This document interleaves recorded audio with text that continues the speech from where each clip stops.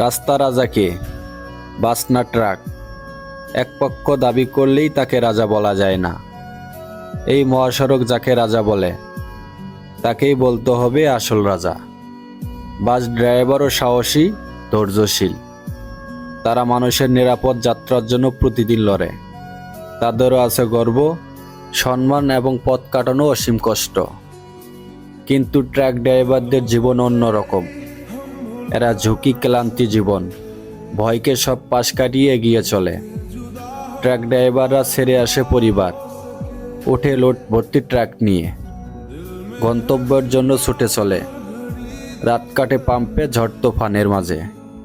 চাঁদাবাজ পুলিশ সব মোকাবেলা করে।